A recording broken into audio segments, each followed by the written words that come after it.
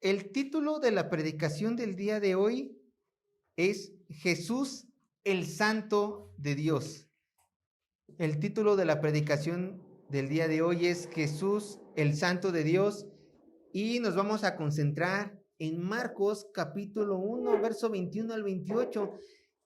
¿Qué es lo que vimos anteriormente? Vimos cómo nuestro Señor Jesucristo, mientras estaba en las orillas del mar de Galilea, que recuerden, no es un mar per se, sino así es su nombre, más bien es un lago muy grande, encontró a sus primeros 4 discípulos y los llamó, les hizo el llamado para que estuvieran en el ministerio.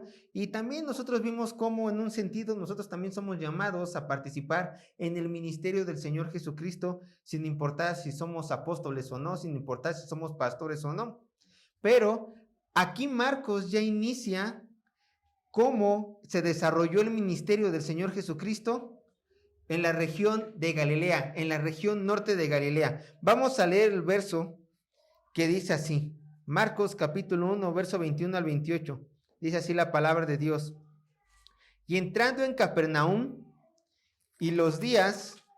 entraron en Capernaum, y los días de reposo, entrando en la sinagoga, enseñaba, y se admiraban de su doctrina, porque les enseñaba como quien tiene autoridad y no como los escribas. Pero había en la sinagoga de ellos un hombre con espíritu inmundo, que dio voces, diciendo, ¿qué tienes con nosotros, Jesús Nazareno? ¿Has venido para destruirnos? Sé quién eres, el Santo de Dios. Pero Jesús le respondió diciendo, cállate y sal de él. Y el espíritu inmundo, sacudiéndole con violencia y clamando a gran voz, salió de él. Y todos se asombraron de tal manera que discutían entre sí diciendo, ¿qué es esto? ¿Qué nueva doctrina es esta que con autoridad manda aún a los espíritus inmundos y les obedecen? Y muy pronto se difundió su fama por toda la provincia alrededor de Galilea. ¿Qué es lo que vamos a ver el día de hoy, hermanos?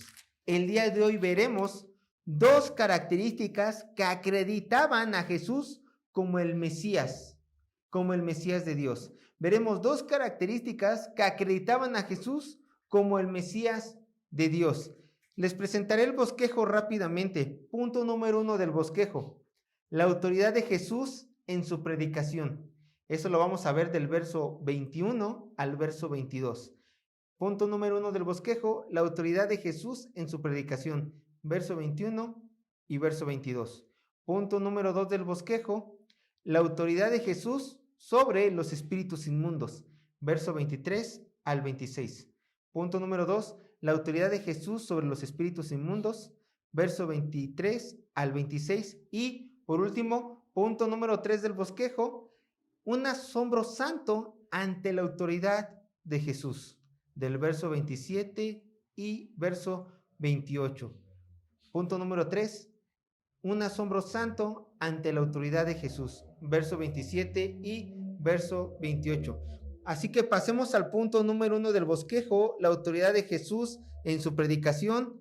Vamos a leer juntos el verso 21 que dice así, entraron en Capernaum y los días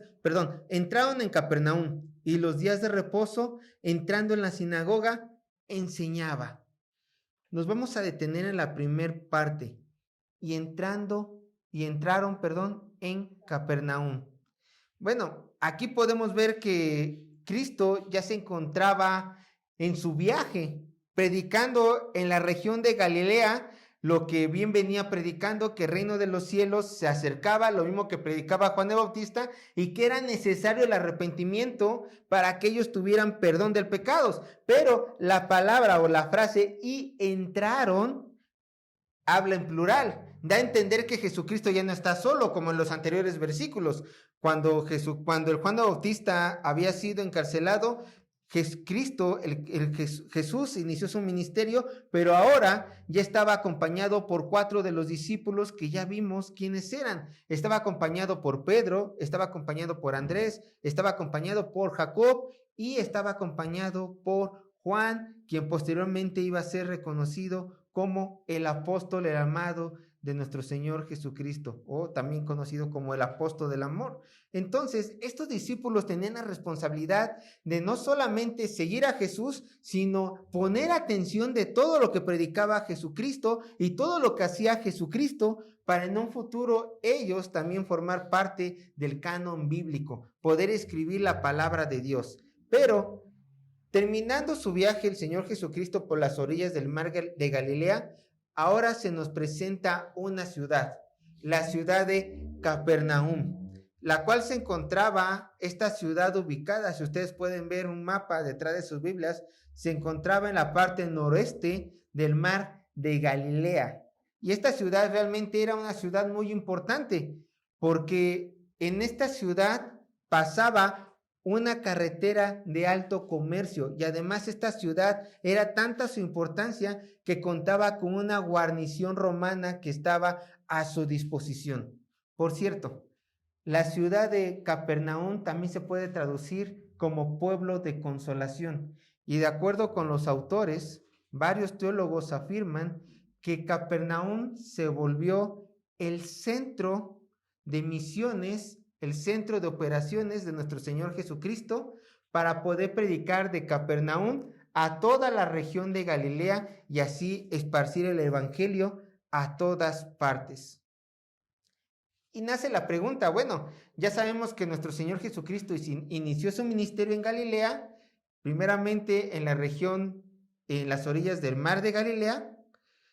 También vemos que nuestro Señor Jesús trajo así a 4 discípulos, ya para empezarlos a enseñar, para que ellos predicaran en un futuro la palabra de Dios. ¿Qué es lo que el Señor Jesucristo hacía cuando entró a la ciudad de Capernaum? Bueno, primeramente, cuando el Señor Jesucristo llegó a la ciudad de Capernaum, dice la Escritura que entraba en la sinagoga. Entraba en la sinagoga los días de reposo. Bueno, recordemos nosotros que nuestro Señor Jesucristo era judío de nacimiento, o sea, en la carne, nuestro Señor Jesucristo fue judío, era judío. Entonces, como judío, tenía que cumplir con todos los ritos y las ordenanzas que estaban en la ley de Moisés. En la carne, nuestro Señor Jesucristo se tenía que congregar los días sábados para alimentarse de la palabra de Dios junto con el pueblo de Dios. Tenía, en otras palabras, que santificar el día de reposo. Vean lo que dice, y este es un mandato para los judíos. Dice Éxodo capítulo 20, verso 8 al 11. Éxodo capítulo 20, verso 8 al 11. Éxodo capítulo 20, verso 8 al 11.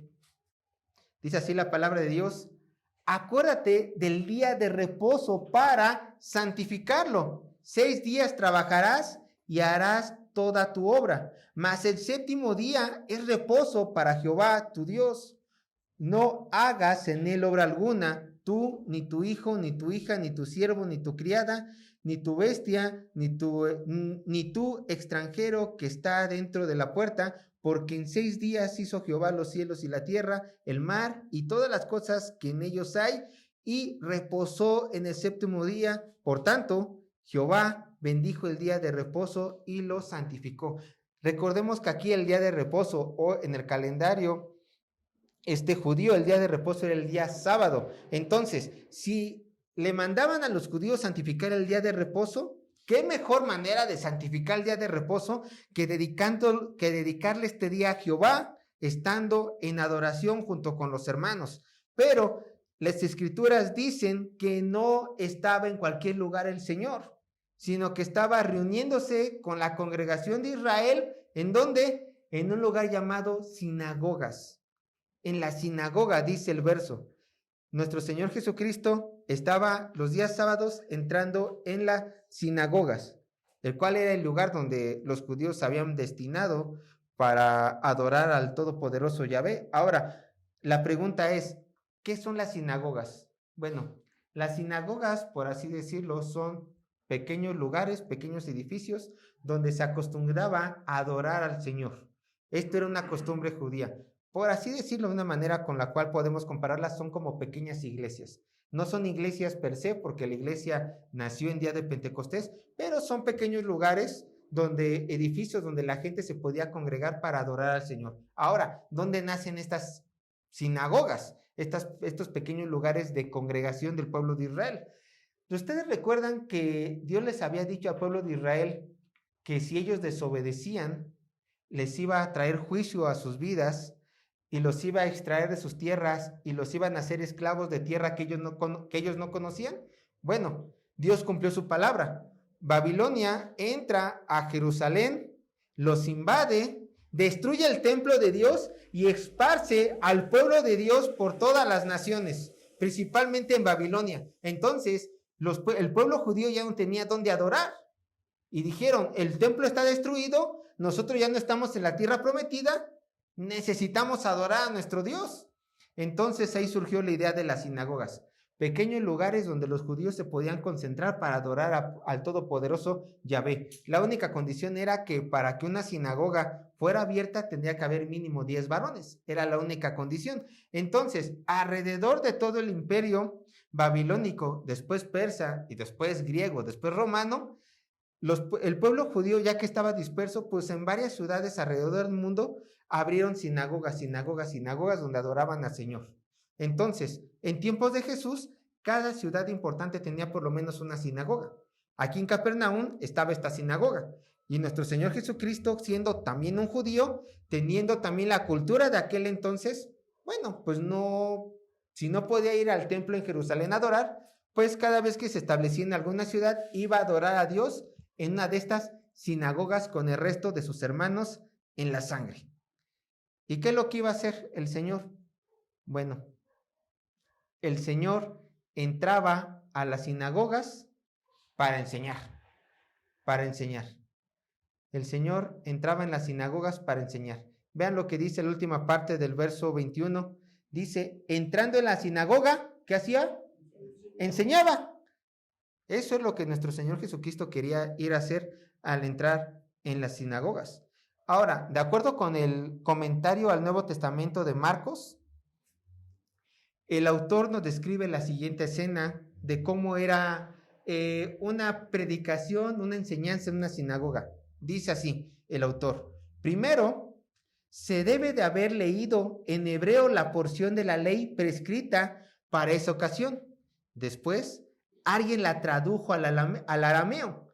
Jesús debió de haber manifestado su deseo de hablar, y habiendo obtenido el permiso para hacerlo, de pie leyó una porción de los profetas, luego se sentó y explicó el pasaje leído, aplicándolo a las necesidades de los oyentes. De hecho, una cualidad de las sinagogas era de que, había un rabino que era el encargado de guardar la doctrina, el encargado de predicar, pero si una persona de una ciudad venía o alguien famoso como Jesús venía, a él se le podía dar el privilegio, el derecho de expresar la palabra de Dios, leerla, explicarla y aplicarla, lo que hoy en día estamos haciendo con nuestra predicación. Entonces, cuando Jesucristo predicó la palabra de Dios, explicó la ley, explicó los rollos, dice la Escritura que esto hizo un shock en los congregantes de esta sinagoga. Ustedes vean el verso 22, dice Marcos capítulo 1, verso 22. Algo pasó en los corazones de estos hombres cuando escucharon la predicación del Señor Jesucristo. Vean, Marcos capítulo 1, verso 22, dice, y se admiraban de su doctrina porque les enseñaba como quien tiene autoridad y no como los escribas. Cuando escucharon la predicación de Jesús, estas personas simplemente entraron en shock, dijeron, ¿qué es esto? ¿Qué es esta cosa tan maravillosa que nosotros estamos escuchando? La predicación ya se nos hace interesante. Las palabras de Dios no solamente es palabra de hace 1000 años, sino que ahora está teniendo realmente sentido en nuestras vidas. ¿Por qué está ocurriendo esto? Primero tenemos que recordar una cosa.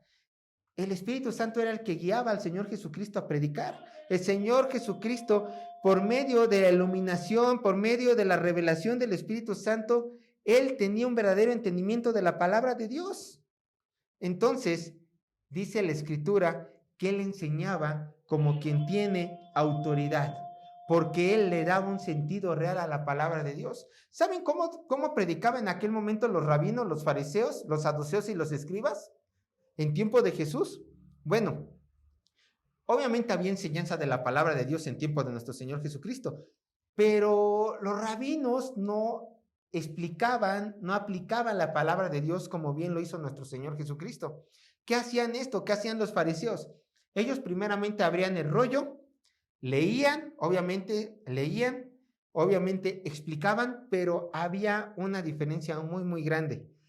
Estas personas, todas sus enseñanzas las plasmaban por medio del Talmud. Es decir, yo soy un fariseo, entonces yo tengo que leer X porción de la palabra de Dios, pero yo como fariseo, yo no voy a dar mi explicación. Yo voy a dar la explicación que el Talmud, la cual era la enseñanza oral de la palabra, de acuerdo a la tradición judía.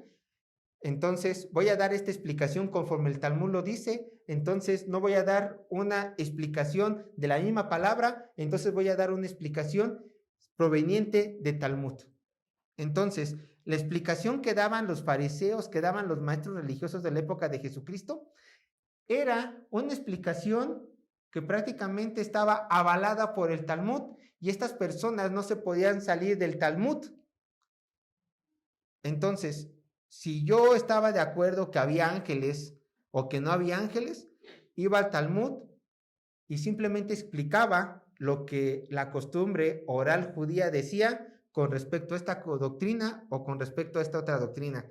Sin duda debió de haber sido una enseñanza muy, muy pesada, una enseñanza ya un tanto rancia. Entonces, cuando llegó Jesucristo, y Jesucristo por medio de la revelación divina, por medio del Espíritu Santo, dijo, la palabra de Dios quiso decir esto, esto, esto y esto, haciendo a un lado el Talmud, la gente se maravillaba. ¿Por qué? Porque si Jesucristo era el Mesías, Él no solamente era el cumplimiento de la ley, sino que Él también escribió la ley, porque recuerden que el Mesías era Dios mismo. Entonces les estaba dando a los oyentes la interpretación correcta de la palabra de Dios, lo cual maravillaba a toda la audiencia. Toda la audiencia se quedaba boca abierta porque decía, ¿cómo me está predicando Jesucristo de tal manera que me está moviendo mi corazón? Los fariseos predicaban, pero no movían mi corazón.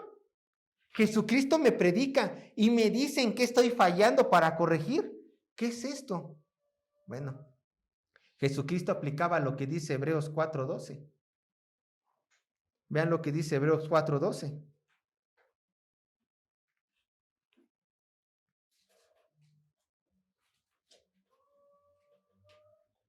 Hebreos 4:12.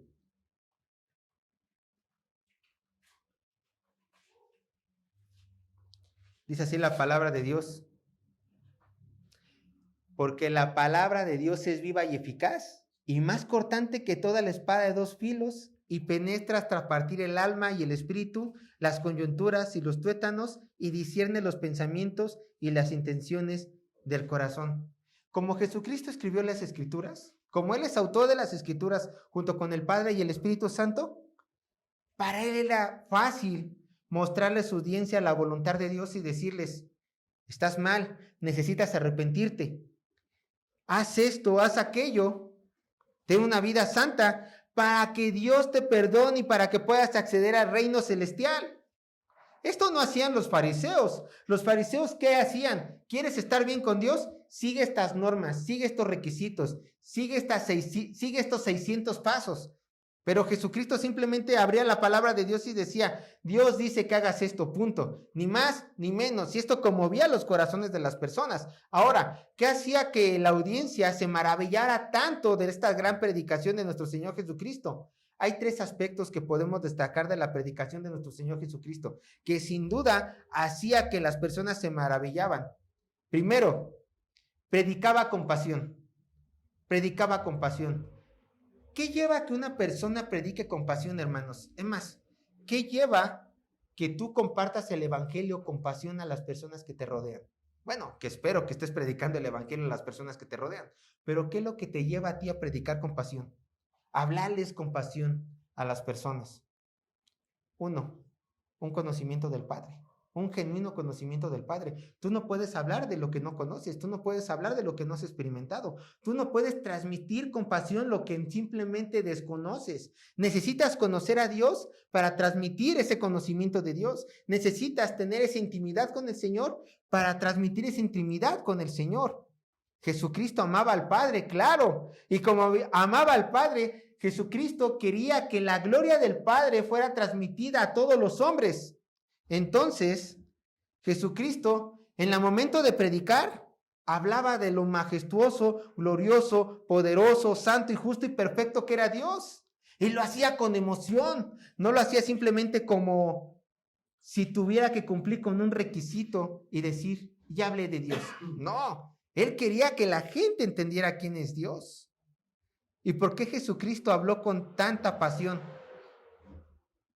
Bueno, vean lo que dice Juan 1:18.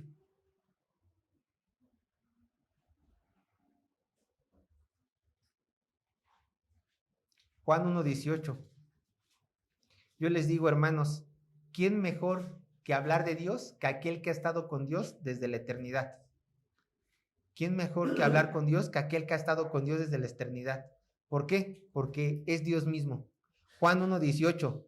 A Dios nadie le vio jamás.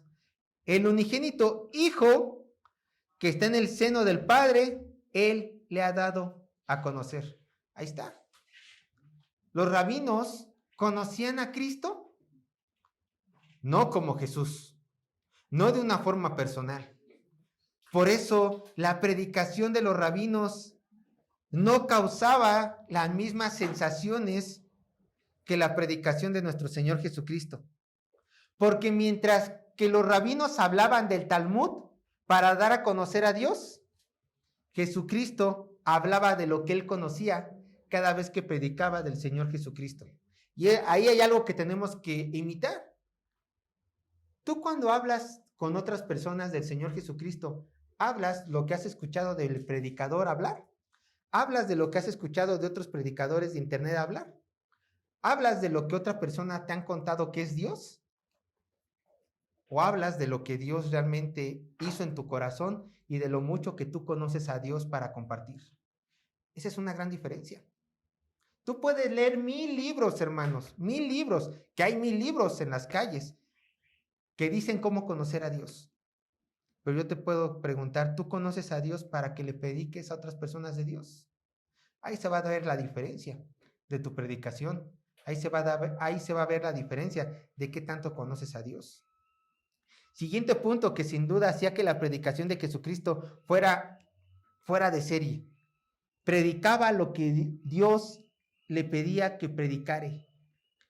Jesucristo predicaba lo que Dios le pedía que predicare. ¿Cómo es esto? Pues muy fácil. Jesucristo se dejaba llevar por el Espíritu Santo, se dejaba llevar por el Padre. Él no predicaba lo que su corazón le pedía que predicare, sino que él predicaba lo que el Espíritu Santo le iluminaba y aún a Cristo le revelaba que necesitaba el pueblo de Israel. Él se dejaba guiar por el Espíritu Santo para sus predicaciones. Él era sensible al Espíritu Santo. Entonces, lejos de dar su opinión cada vez que abría el rollo, ¿qué es lo que hacía? Simplemente hablaba lo que Dios le decía que hablase. Ay, ¿Dios me va a hablar a mí también? Bueno, no como a él, a ti cómo te habla, por medio de la escritura completa. Entonces, ¿cuál es tu trabajo? ¿Tú quieres hablar palabra de Dios? Pues estudia la palabra de Dios. ¿Cómo? Simplemente predica lo que el texto dice. Ahí está. Y así te dejarás guiar por la palabra de Dios. Bueno, si quieres imitar la predicación de nuestro Señor Jesucristo o compartir el evangelio como nuestro Señor Jesucristo. Ahora, el tercer aspecto y último de esta lista. Entendía a Jesucristo. Entendía el poder de la palabra de Dios. Entonces, primeramente, Jesucristo predicaba con pasión porque entendía quién era Dios. que la predicación de nuestro Señor Jesucristo era gloriosa y fuera de serie, porque predicaba lo que Dios le decía que predicase por medio del Espíritu Santo, siendo sensible al Espíritu Santo, pero también Jesucristo predicaba de esa gran manera, porque Jesucristo entendía el poder de la palabra de Dios. Y hermanos, este punto es totalmente vital para la predicación de nuestro Señor Jesucristo y aún para nosotros si queremos compartir el evangelio a cualquier persona.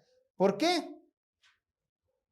Porque Jesucristo sabía que en su contenido, en el contenido de la palabra de Dios, había verdades capaces de reconciliar a Dios con el hombre pecador. Había verdades capaces de hacer que este hombre pecador se volviera nueva criatura y adorar a Dios como realmente Él tenía que ser adorado. Jesucristo sabía que en la palabra de Dios había suficiente conocimiento, suficiente verdad para que el hombre cambiara su naturaleza. Vean lo que dice el Salmo 19:7.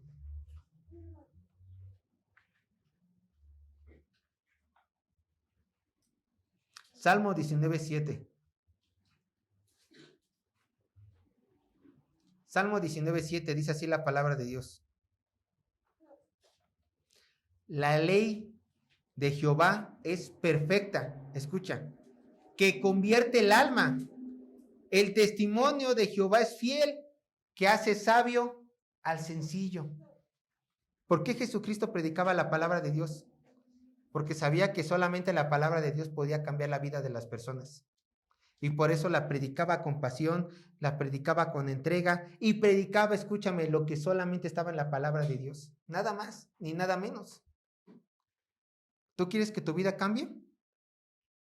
Predícate a ti mismo la palabra de Dios. ¿Quieres que tu matrimonio cambie? Bueno, vive la palabra de Dios. Vive la palabra de Dios. Solamente hay una forma de cambiar y es por medio de la palabra de Dios. Y entre tú más estés expuesto a esta palabra, tu vida más cambiará porque sabrás qué hacer y cómo moverte en esta vida. Sabrás qué es lo que Dios exige de ti. Y digo exige de ti porque Dios es tu dueño. Nada más por eso. Entonces, por eso dice la palabra de Dios que nuestro Señor Jesucristo hablaba ¿con qué? Con autoridad. Porque Él no venía y decía en sus predicaciones, quizás Dios quiere que hagas esto. No, Él venía con la palabra de Dios y decía, esto es lo que Dios quiere que hagas, punto. Esto es lo que Dios quiere que vivas, punto.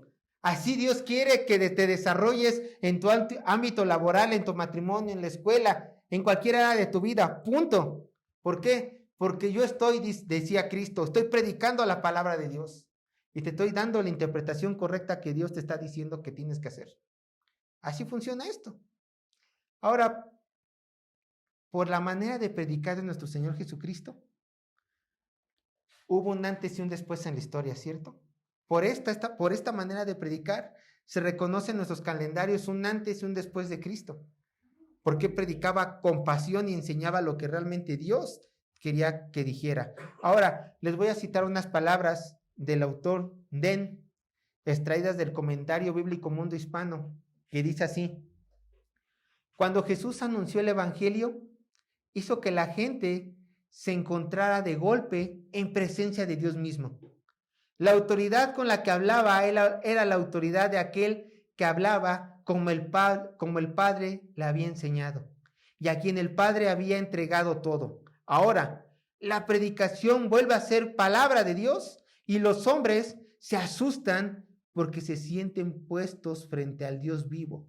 Con terror, ellos se dan cuenta de que Dios está ausente de sus vidas. ¿Ustedes creen que Jesucristo aplaudía a la audiencia en Capernaum?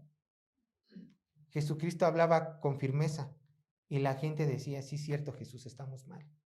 Sí, cierto, Jesús, necesitamos cambiar. Y se maravillaba porque los cobardes fariseos nunca les dijeron la verdad. Y si les decían la verdad, les decían la verdad a medias y verdad insípida que no podía hacer que la gente cambiara en sus corazones. Entonces, para Jesucristo la predicación era cosa seria.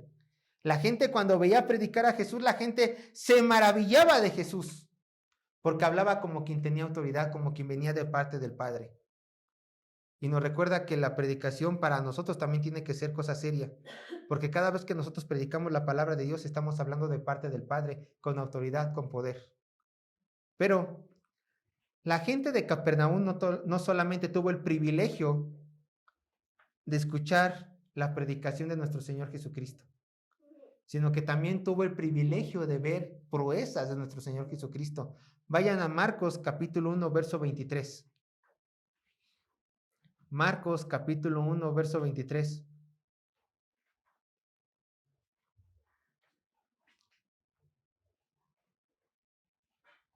Marcos capítulo 1, verso 23. Dice así la palabra de Dios. Pero había en la sinagoga de ellos un hombre con espíritu inmundo que dio voces. Y Marcos aquí nos está presentando algo muy interesante. Sin nada que ocultar y simplemente contando los hechos tal cual ocurrieron, el hombre de Dios nos muestra, nos cuenta que había una persona con un demonio dentro de esta sinagoga, una persona con un espíritu inmundo. Entonces, imagínense esta escena mientras el Señor estaba predicando, mientras el Señor estaba enseñando con autoridad y la gente ahí cuchicheando y diciendo, ¿quién es este? Que realmente nos explica la palabra de Dios, que no tiene pelos en la lengua y que nos dice realmente lo que Dios quiere que hagamos y vivamos.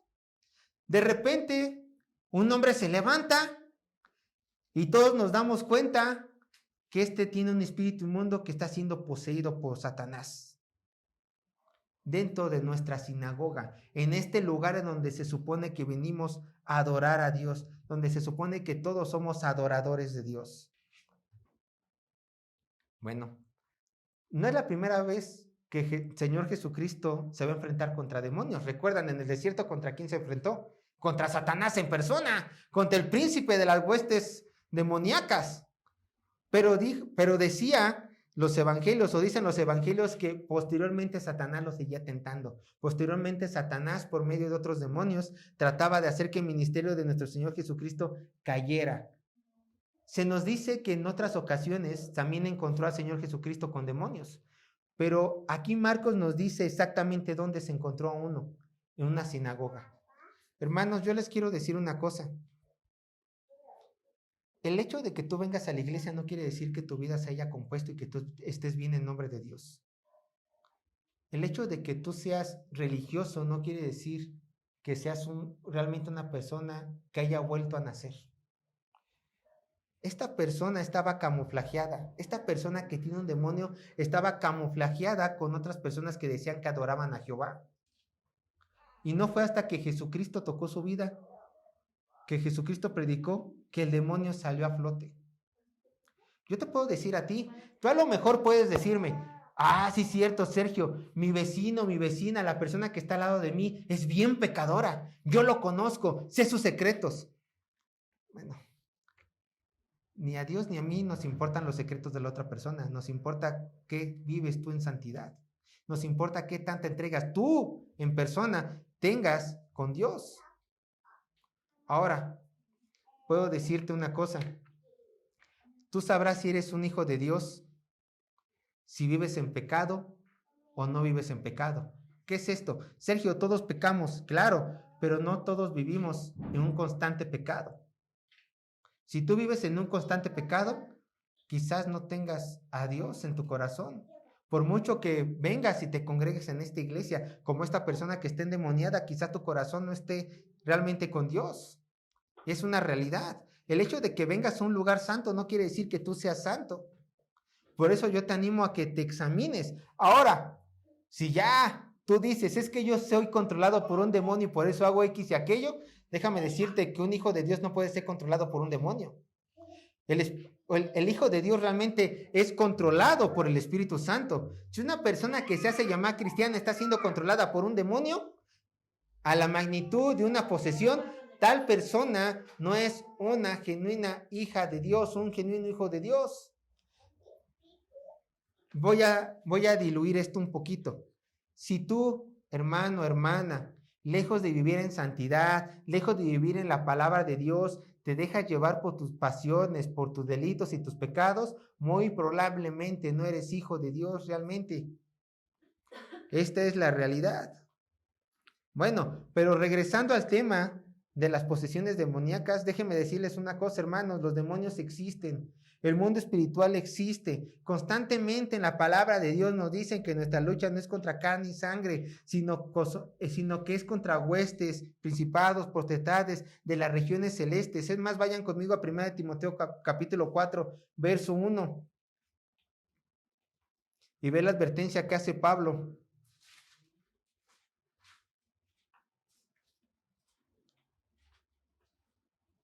Vean lo que dice, pero el Espíritu dice claramente que en los postreros tiempos algunos apostatarán de la fe, escuchando ¿a quiénes? Espíritus engañadores y a doctrinas de demonios. Estos espíritus engañadores son demonios. ¿Qué es lo que quiere hacer Satanás hoy en día? Quiere hacerte saber, Satanás, que hay otras opciones además de Dios. Quiere decirte, Satanás, te está tratando de engañar diciendo que no tienes que cumplir a la totalidad de la palabra de Dios. ¿Cuáles son las doctrinas de demonios?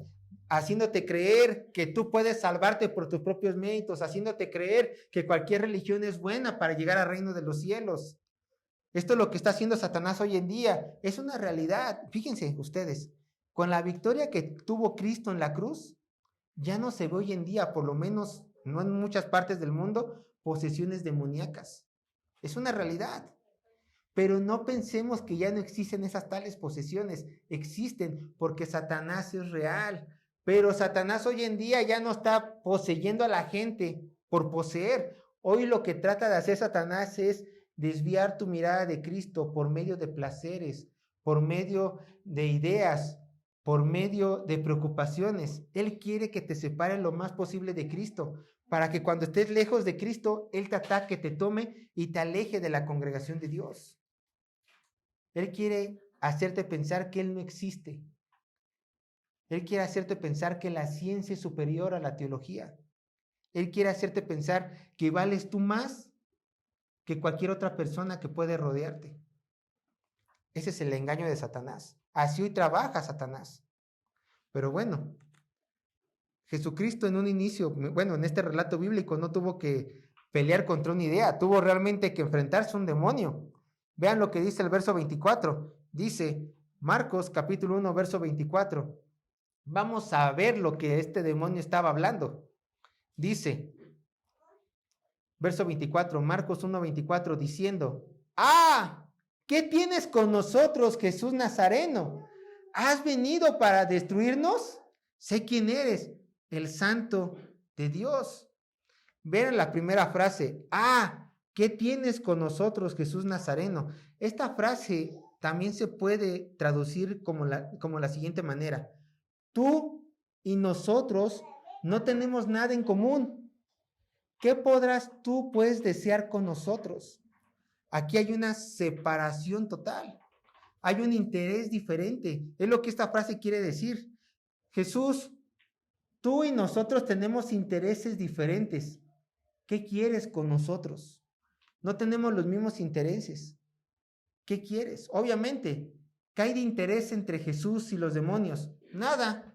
¿Qué hay de interés entre lo santo y lo inmundo? Nada. Esta es la respuesta a este demonio. Jesús le debió de haber dicho, bueno, no le contesta, pero sin duda Jesús dijo, no hay ningún interés entre tú y yo. No hay ningún interés. No hay nada que nos une. Ahora el demonio lanza una siguiente pregunta. ¿Has venido para destruirnos?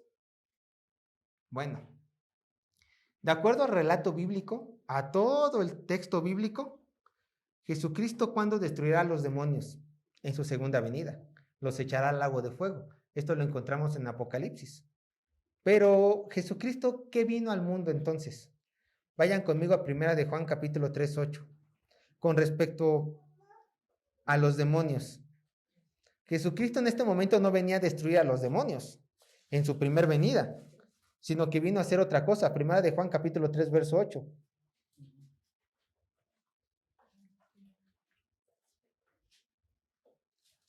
Primera de Juan capítulo 3, verso 8. Dice así la palabra de Dios. Para esto apareció el Hijo de Dios, para deshacer las obras del diablo. Bien pudo haber contestado nuestro Señor Jesucristo: yo no vine a destruirte en estos momentos, pero ¿sabes a qué he venido en estos momentos? A deshacer tu obra, a deshacer lo que tú has venido a hacer en esta humanidad, a deshacer todos los malos consejos que le has dado al hombre, a deshacer la cautividad que tú tienes sobre mi creación, sobre la humanidad. Eso sí he venido a hacer. Entonces, el demonio contestó lo siguiente, le dijo: sé quién eres, el Santo de Dios. ¿Saben lo que estaba haciendo el demonio? Lo que estaba haciendo aquí el demonio, por medio de esta posesión, era casi citando el Salmo 16. Yo lo leo, dice Salmo 16: porque no dejarás mi alma en el Seol, ni permitirás que tu santo vea corrupción. Estaba diciendo: yo sé quién eres tú, Jesús. Yo sé que tú eres el Santo de Dios. Yo sé que tú eres esta persona que dice las Escrituras que su alma no estará en el Seol, ni que su cuerpo verá corrupción. Yo sé que tú eres el Mesías. Ahora, es interesante notar que el demonio sabía exactamente quién era Jesús, ¿cierto? Sabía que era el Santo de Dios. Así le llama, el Santo de Dios. Ahora, esto no nos tiene que asombrar, porque vean lo que dice Santiago en el capítulo 2, verso 19. Hermanos, en lo que ustedes buscan Santiago 2:19, déjame decirte una cosa. Todos los demonios saben quién es Jesús. Todos los demonios saben quién es Dios. No hay ninguna persona en el bajo astral, ningún ser en el bajo astral que no sepa quién es Jesucristo. Vean lo que dicen. Santiago 2:19. ¿Tú crees que Dios es uno? Bien haces. También los demonios creen y tiemblan. Aquí nos está diciendo Santiago que los demonios creen en el Señor Jesucristo. Los demonios creen en el Todopoderoso Yahvé. Los demonios creen en el Espíritu Santo. Entonces alguien podría decir: bueno, yo sé que si yo creo en Cristo, yo voy a ser salvo. Entonces, con esto la palabra de Dios está diciendo que los demonios pueden salvarse. ¿Tengo que orar por la salvación de los demonios? No. ¿Por qué? Porque no solamente dice la Biblia que basta que creas en Cristo Jesús para ser salvo. Tú tienes que arrepentirte de tus pecados y creer en Cristo como tu Señor y Salvador, o sea, someterse a su dominio para ser salvo. ¿Qué crees? Los demonios solamente tienen la primera parte: creen en Jesús, creen en Dios, saben quién es Él, pero los demonios no se arrepienten de sus pecados y tampoco se someten a Cristo. Por eso los demonios no pueden ser salvos, por eso los demonios tendrán una condenación eterna en el infierno. Por eso no podemos nosotros ser amigos de demonios ni orar por los demonios, y por eso Jesucristo no puede hacer paces con los demonios. Porque los demonios simplemente, ellos quieren estar con esa vida de pecado. Ellos odian a Dios con todo su corazón, a pesar de que saben quién es Él. Bueno, el demonio confesó, dio voces de que Jesucristo era el Santo de Dios. No sabemos exactamente por qué esto disgustó a Jesús, pero no le gustó para nada, porque vean lo que dice el siguiente verso. Marcos capítulo 1, verso 25. Vean la autoridad de Jesús sobre el demonio. Pero Jesús le reprendió diciendo: cállate y sal de él. La palabra aquí de cállate viene de una palabra que es como amordazar, como cuando le pones tú una mordaza a un perro para que no ladre. Amordazar. Prácticamente le estaba amordazando al demonio que estaba poseyendo a este hombre. Cállate. Le habló con autoridad, le habló con poder. Hermanos, ¿nos tiene que sorprender que Dios hable con autoridad a su creación? Para nada, porque vean, el Señor ya ha reprendido a su creación. A través de las Escrituras podemos ver cómo Dios reprende a su creación. Vayan conmigo a Salmo 106:9. Vean, Salmo 106:9. Vean lo que dice.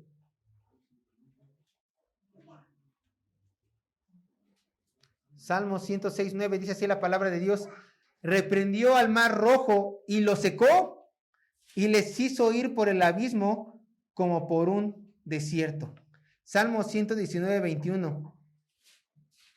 Salmo 119:21. Salmo 119:21. Vean lo que dice. Reprendiste a los soberbios, los malditos, que se desvían de tus mandamientos. Zacarías 3:2. Zacarías 3:2. Y dijo Jehová a Satanás, Jehová te reprenda, oh Satanás, Jehová que ha escogido a Jerusalén te reprenda. ¿Qué autoridad es esta que tiene Jesús para reprender a la creación, para reprender a los demonios? De acuerdo con los pasajes bíblicos, la misma autoridad que tiene el Padre. La misma autoridad que tiene el Padre. Entonces, aquí vemos en las Escrituras que Dios, que Jesucristo, tenía la autoridad de callar y de reprender a este demonio y ordenarle que saliera. ¿Por qué? Porque Jesucristo era Dios mismo. La misma autoridad que tiene el Padre la tiene el Señor Jesús, el Santo de Israel. Y ahora vean cómo reacciona el espíritu inmundo ante esta autoridad. Verso 26. Marcos 1:26. Marcos 1:26. Y el espíritu inmundo, sacudiéndole con violencia y clamando a gran voz, ¿qué hizo? Salió. Salió el espíritu inmundo. El espíritu inmundo no tuvo ninguna objeción. El espíritu inmundo no le replicó nada a Dios, simplemente agarró y se salió. Yo les pregunto a ustedes, ¿qué creación se opondría ante el Todopoderoso?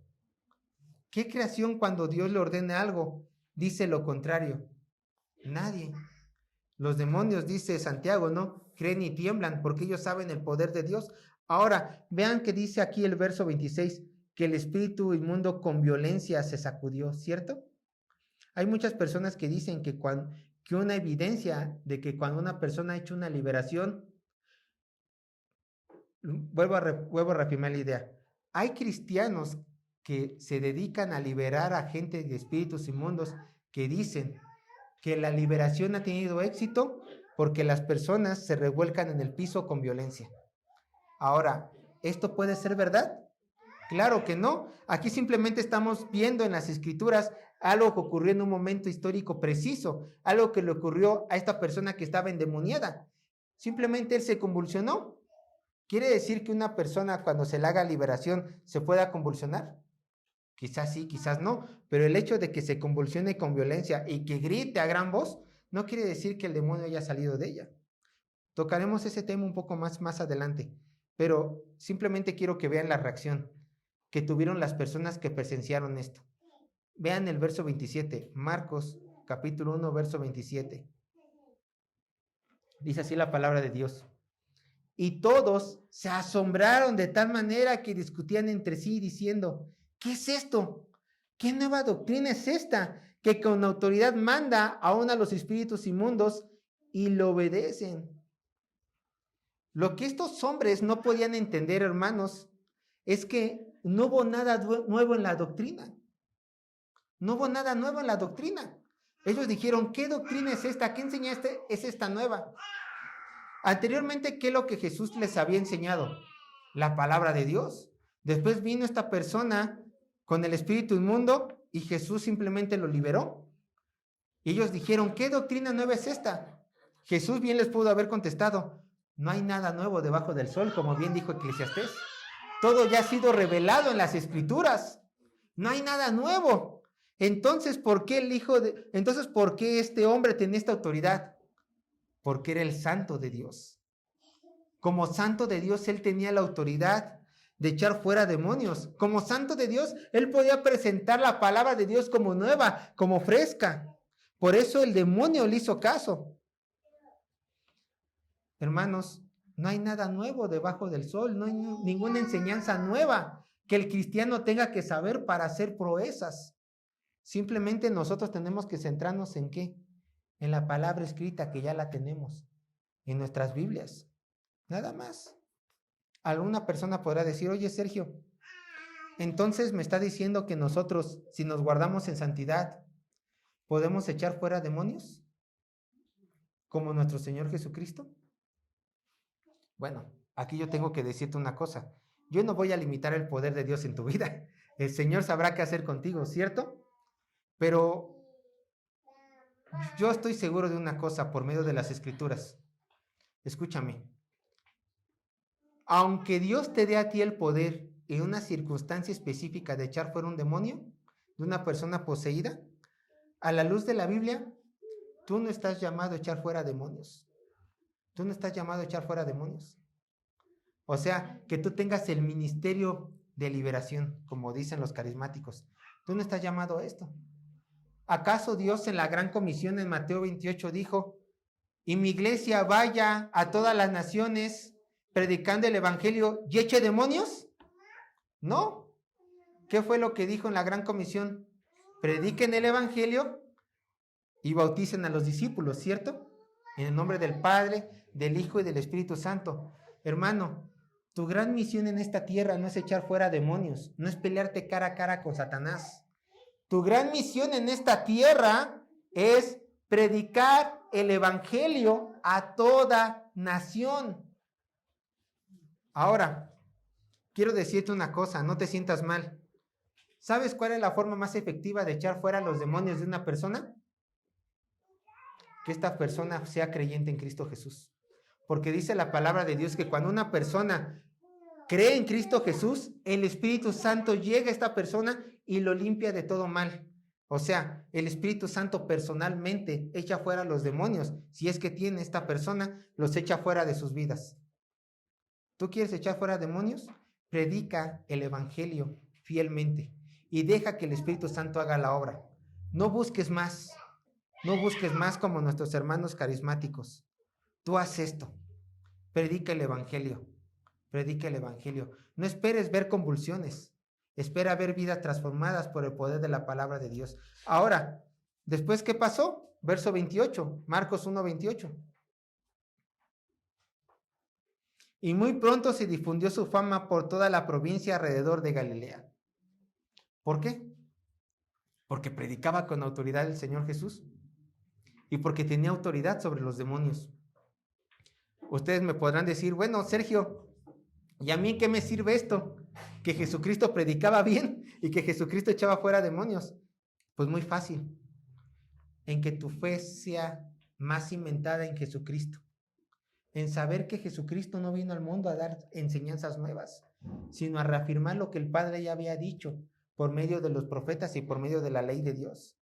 Reafirmar en que la palabra que nosotros tenemos es testimonio de los apóstoles y que nosotros aquí podemos pasar nuestra fe para ser salvos. Y sobre todo, si Cristo pudo contra un demonio y más atrás pudo con Satanás mismo en el desierto, ¿qué problema tienes tú que Dios no le pueda dar frente?